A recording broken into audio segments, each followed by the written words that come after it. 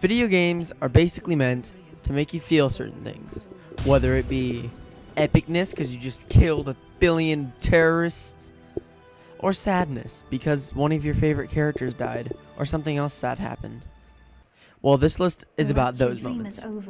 These are my top 10 saddest moments in gaming, or video games, whichever one sounds less nerdy.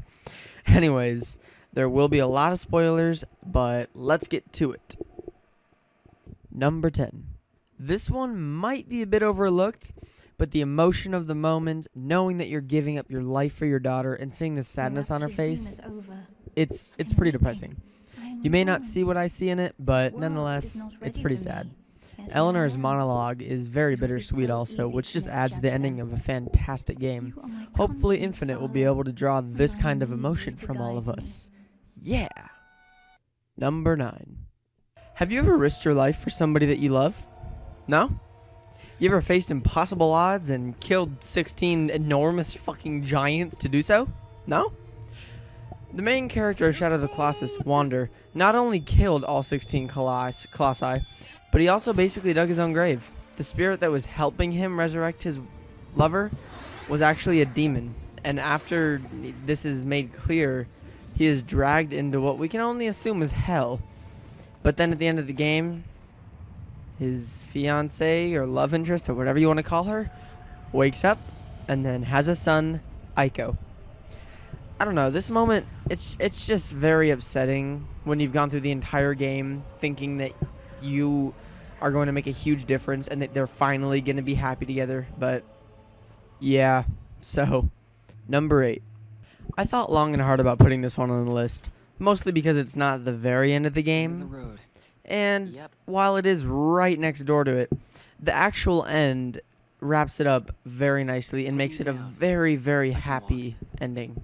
But this, when Sora and Riku are like trapped in like what appears to be the world of darkness, apparently, it's just they accept their fate with such, I don't know how to say it, like cheeriness. Like, they're okay with it, even though they know they may never escape. And I don't know, that just, I teared up when I first saw it. So, yeah, onward with the list, eh? Number 7. Dom dying. We get to this one. I realize that this has been very overused when it comes to these kinds of lists, since the game was a very bland character development-wise story.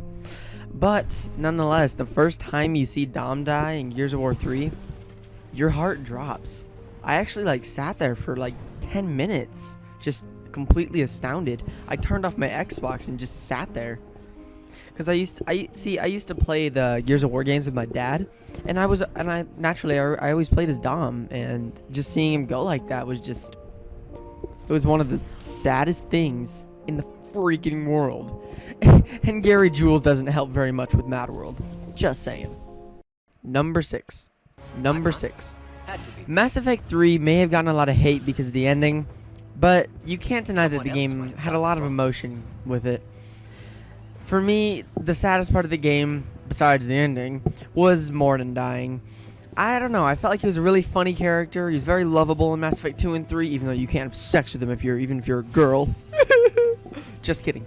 But he gives his life for the sake of the Krogan race, for a problem that he caused himself. And he even sings his little song under his breath as he dies. He was one of my favorite characters. I am the very model of a scientist Solarian. I study species Turian, Asari, and Batarian. Number 5. Well, goddamn, it's never swag. Stop taking my goddamn numbers. This is number 5. The ending of Final Fantasy VII Crisis Core, or as I like to call it, Final Fantasy VII, How Cloud Got His Sword, is really sad because Zack dies. You play as him throughout the entire game, getting to know him and all the people around him, even that bitch that dies in 7. But regardless, and that would never go on any list, and it really shouldn't, just a side note, guys. But his death is really sad, and Cloud and him have a little heart-to-heart moment, and it's really depressing. So, yeah. Number 4. Mafia 2 is a great game. I mean, it's fantastic. From the Playboy ads to the mafia-ness. Although, it also has a really sad part. This is Henry's death from Mafia 2. You really got to know him in the course of the game, and it was really sad to see him die, especially with the way he died, with goddamn meat cleavers. Fucking Asians, man. Number 3. Metal Gear Solid has always been known for its amazing characters and deep story. The ending of Metal Gear Solid 4 is no different at all. The ending is so touching, so jaw-dropping, so tear-freaking-inducing that it had to be close to number 1 on this list. But it comes in at number 3 because the next ones are even worse. But yeah, back to Metal Gear Solid 4.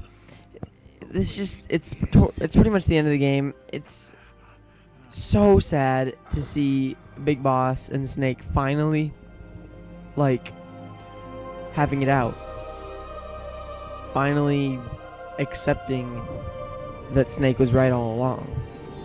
And then dying in his own son's arms. The dynamic of this moment should live on forever. Number 2. Red Dead Redemption is one of the best games ever created, period. The game was so immersive that you could play for hours and not even realize that the time had passed. But the ending was the thing that made everybody talk about it for months, hell, years after it came out. It happened so quickly and you were not expecting it at all. And I know this one is very, very popular among these lists. And there's not much to say about it that hasn't already been said. But if you can tell me that you didn't cry like a little bitch when John Marston died, get the fuck off my planet. Get out of my universe. Just go. Just go. And the songs that it plays in the credits, like Dead Man's Gun, look it up now, are some of the most amazingly sad music, songs, pieces ever. But yeah, so without further ado, can I get a drum roll up in here? Number 1. This game, this game, I don't even know how to explain this, but I guess I can try. This game, To the Moon, has to be the most depressing, sad, funny, heart-wrenching game I have ever played. It may be more for story, but if you really want to experience it without paying the $12 that it costs, which you should probably just buy it, so you can experience it for yourself. You can always watch PewDiePie or Cry play it. But anyways, it's so sad because, well, that's the thing. If I tell you any reason why it is sad, it'll completely ruin it for you. Just know that to me, the number 1 saddest thing ever with any sort of media with video games ever is the entire game of To the Moon. Thanks for watching, guys. Hope you have a great day.